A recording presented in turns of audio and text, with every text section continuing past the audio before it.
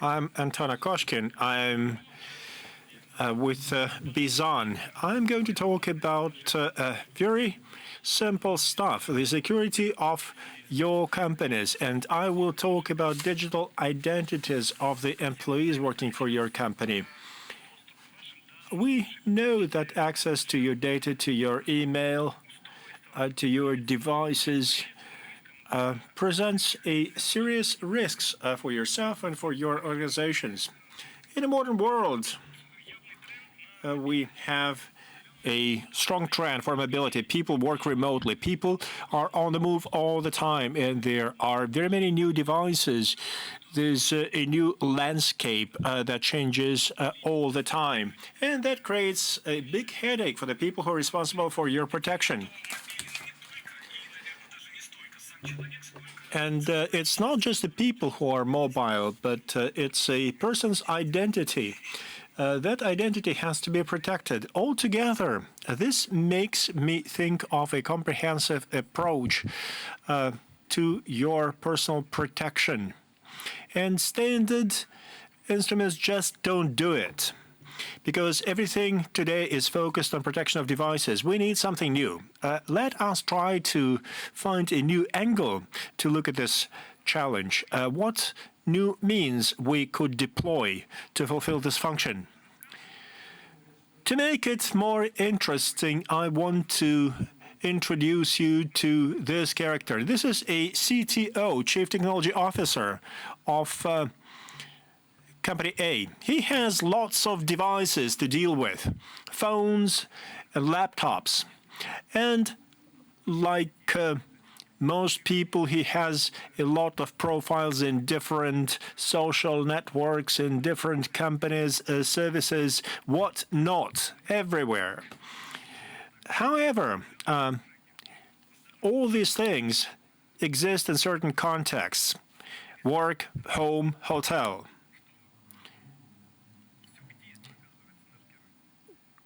Many different places where this person goes to. And he goes to those places accompanied by other people that also have different devices. Altogether, this has an effect on the level of security of our character. In this landscape, the situation becomes quite complex. Presence of these other people make it a lot more difficult, because this is a system of systems. And you probably will agree that it is impossible to control such a complex system. Just measuring the complexity and the risk level associated with this is quite a task. It could be done, but threats could spread like this. And then if we look at this character, we can see how those threats could materialize. Let us look at the level of devices. Everybody knows what has to be done about devices. Antivirus programs are installed on most devices. And I think everybody in this hall knows that these are useful pieces of software. I also think that you know that those things are not very effective. They're not effective because there are new threats and there are new types of attacks. This is a bit of statistics from a survey that we did. It's available at our website or at our booth. Every 4 seconds, a new malicious file emerges on the internet. Just think about it, 4 seconds. This is not something completely, entirely, unprecedentedly new. This is just a new version of some malware. And it costs only $7 to hide malware from most antiviruses. And it will not be detected by most antivirus programs. It costs only $1 to $10 to deliver this malware to any person. We're talking about mass sendings or targeted criminals are well armed. They make this service available. It's out there for use. Now, let us look at the victims. This number has already been presented by Evgeny Voloshin. 7,400 Android devices are infected every week. That is what we see. That is the number that describes the real picture. Your devices could be infected now. Most people do not update the software on their devices. Just look at this chart. It shows you different versions of Android OS that people are using. The versions that 4 or 5 years ago still are in use. They have not been updated. They contain a lot of vulnerabilities, but people still use them. Think about it. What if someone in your company has a device that is vulnerable or that can be vulnerable? That is a challenge to your business. How can you control such things? Now, let us think about our character once again, this CTO guy. He's a good guy. He takes care of himself, and he takes care of his devices. There's only one Android device that he's using, and he's not using it frequently. He has found a few files, a few apps that have not been updated. He's using all those devices to access company data, but it's not as simple as that. Let us talk about the next layer, that is your digital identity. When I hear about digital identity, it usually comes in different contexts. Therefore, let me give you my definition of a digital identity of a person. What we mean when we say it. First, digital track. When you are in a digital space, you leave track. When you get connected to a network, when you go through authorization, when you send a message, when you send live pictures, whatever you do using your device leaves digital track. There's data and there's information on what you did. There's a lot of additional information that could be used by an attacker. The data that you are sending, the way you use your mouse, everything makes a contribution to your digital signature. In a certain context, your digital track can contain attributes that connects the track to an identity. So this is what I'm referring to when I talk about digital identity. Simple example, this is a digital identity in a social network. The way you interact with a social network, how you interact with the world using your avatar. These digital identities have to be protected because there are fraudsters out there. As simple as that.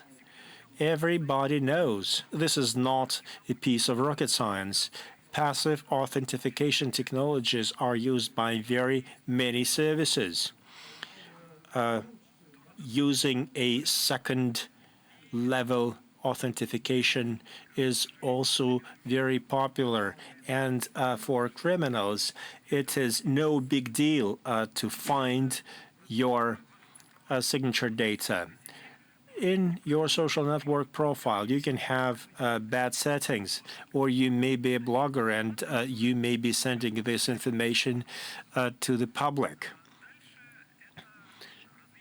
There are all kinds of analytical systems that flock around the places with a lot of digital identities. And of course, there are leaks. We have to face it. They happen. This is the fourth biggest challenge, according to the data of the World Economic Forum. There are a few numbers that I can show you to illustrate the situation with leaks. 563 million user accounts were compromised in the course of 3 large breaches in 2018. I'm not talking about big aggregators like Collection One and this thing and the other. 500 million user accounts have been compromised through 3 leaks. 4,800 websites had form jacking in 2018. They were collecting personal information and sending it elsewhere. And through the rules of GDPR, they have reported 59,000 breaches to the regulators. In just 8 months, 59,000 organizations have reported lost data. In the past, this would not be even noticed. So when we are looking at your digital identity, think about reputation. A digital identity generates a big flow of information. If you're a popular person, this information is going to be disseminated immediately. Let me give you an example. Associated Press, there was a tweet with a hot piece of news about some explosions in the White House. It existed for 3 or 4 minutes. And over this time, financial markets have dropped by hundreds of millions of dollars. This is a very simple example how digital information can present a threat to the market. I will not use the Elon Musk example. What if he's here in the room? He may get upset. How do the fraudsters and hackers end up getting all this data? You may think that this is a difficult job, but it is not. This is something that can be done on massive scale. It only takes $10 to get a detailed log of your digital trace. If you pay an extra 50, you can get scans of passports, driver's licenses, and other things. If you want to part with $200, you can get a full digital ID with complete information on bank accounts and various mail services and whatnot. What if you have this data? That's a lot of data, by the way. There's the black market that offers browser extensions. You upload this information that you have just acquired, and now you become that person. You can use somebody else's digital identity. You can do a lot of different things at public websites, in government organizations. It could be your chief accounting officer. This could be your salesperson's identity. Looks pretty bad. Now let us again look at our character, at this digital CTO. He has colleagues, co-workers. They could help to analyze digital trace because he is not an expert in this area. After these people got one email address, he learned a lot of interesting things about himself. They looked at different records, and they found 5. They used passwords that were found, and they used those passwords to find more entries. And they have found a few more items. Then they checked all digital identities, whether they were alive or not. And this way, our character remembered that when he was a university student, he wanted to go to China and he got registered to travel there. And that identity that he created a long time ago was still alive and it was accessible and available. I could tell you a lot more about digital identity, and I will come back to this issue at the end of my presentation. But now I invite you to look at the environment around us, those big circles. A few numbers to start with. When I'm talking about your environment, I'm talking about the networks that you are a part of and the devices there. Today, on the 20th of June, we celebrate the day of Wi-Fi hotspots. Every year, we get new statistics. There are 64.2 million total public Wi-Fi spots in 2015. Today, that number grew by 6 times. 12 hotspots are saved on your device. This is important for our character, our digital CTO, and what kind of threats we see in the context of those networks. There are fake Wi-Fi access points. This is something not new, although you may find it difficult to find numbers. In Barcelona airport, just before the World Mobile Forum, they created a fake hotspot, and over 4 hours they collected 2,000 accounts in 4 hours. 4 hours, 2,000 accounts, and they talked at that forum, and this was quite a legitimate experiment that they conducted. A hotspot can be compromised. There are definitely people here who would remember a dark hotel attack. There was a group of hackers that compromised hotspots in premium level hotels.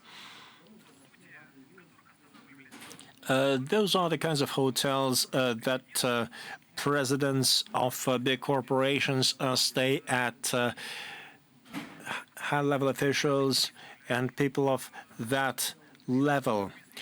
They used the vulnerabilities of specific hotspots. They got access and they offered guests to download certain pieces of software to their devices. And many people did that.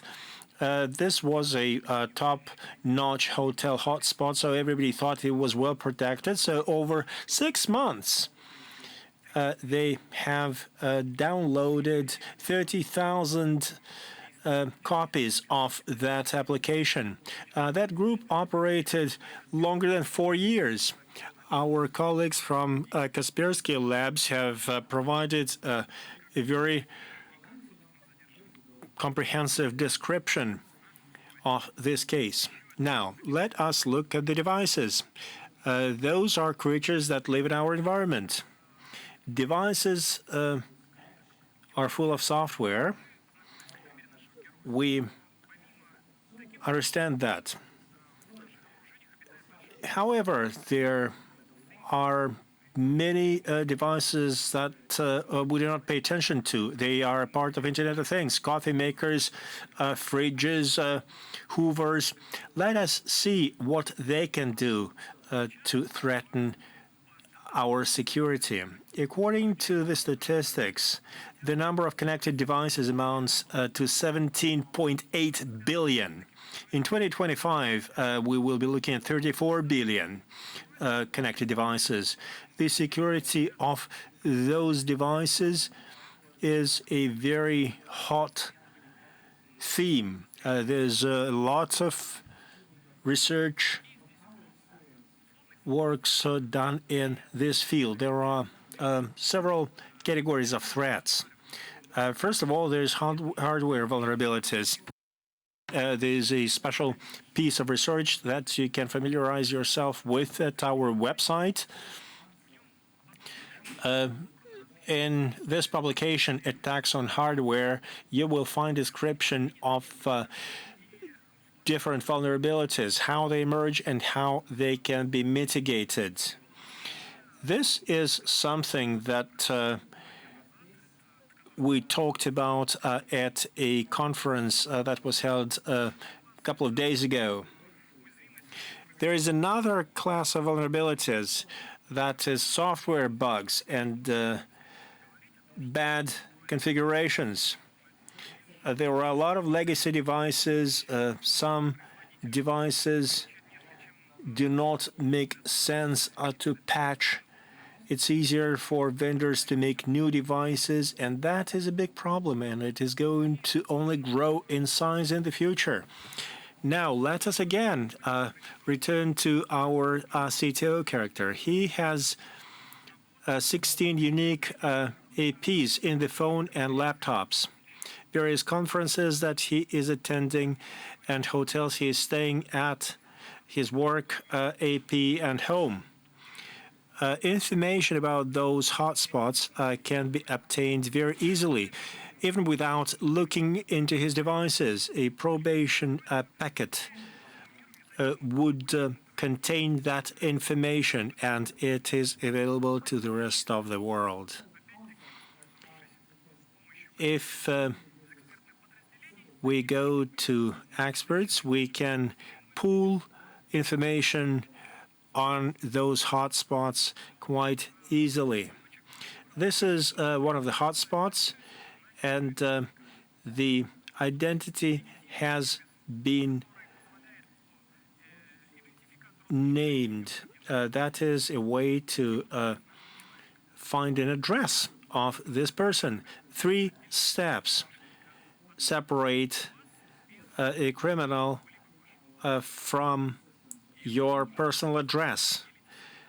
And this is the information that you are sharing with the world, not even knowing it. Now, let us once again throw a look at our character and people around him. There's devices around this person. We know it. The devices are in green. They are secure. They're protected. But when he comes home, it is very different. His wife's phone has not been updated, but that's a small thing. It can be fixed quite quickly. This is not a critical vulnerability. He has a smart TV that has not been updated, and in the new update, there were several patches to various security vulnerabilities, but the most exciting thing has to do with the camera. This camera has been sending data to some unknown streaming server in Asia. This camera was facing outside, so this was not a bad security breach, but just think about it. A year ago, this problem did not exist. Now, the problem is there. And this vulnerability found its way to our character's home. He started looking into it, and it turned out that his child switched off antivirus on his device because it was in the way of some game he was playing. He deactivated the antivirus, and he ended up picking 6 or 7 viruses, because 3 or 4 games were downloaded every week. The virus found its way to the trusted environment. It started affecting other devices, and it is a miracle that our character was not hit. And of course, there was a default password on the robot vacuum cleaner, but this was a small thing, although robots also record information on your communication with this device. We're talking about the level of protection of a person, his identity and his surroundings, and how this can affect your company and your business. Now, what we have to take away from this If you come home, if you check out your devices, this will make me happy. Your company perimeter is much bigger than you normally think. Focus on your environment, on your employees. Make them better aware. And this will give you much higher level of protection. This will be very beneficial for your company, for your business.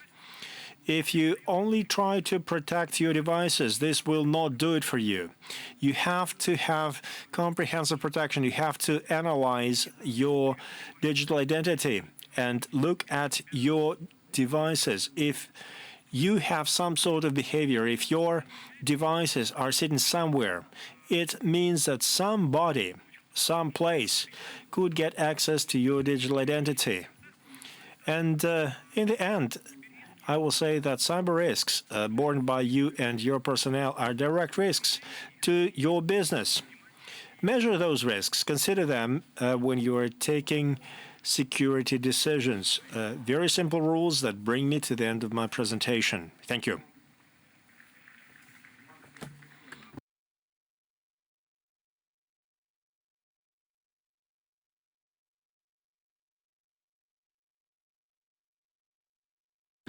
I'm Ivan Gorshkov. I'm with Sberbank. Thank you very much for an interesting presentation. Is my understanding correct that the iPhone was more secure than Android? You kept mentioning Android and not so much iOS device. In this week alone, I think I got this question 6 times. Well, if we look at any specific device and its security, it is just guessing before a device is broken into. Well, look at zero-click. That is a vulnerability that can end up on your phone without you doing anything. It cost a phone $2 million. For Android, it's hundreds of dollars.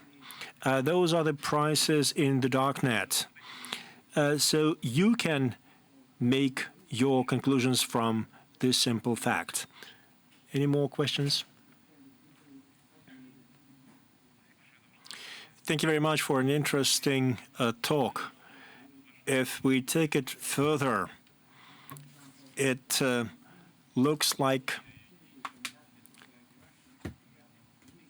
if we use the 6 handshakes model and a few other theories, then nobody's protected and every digital identity is vulnerable. How do you measure the level of protection for any digital identity? What kind of criteria are you using? How can we improve the level of protection, if there's a way?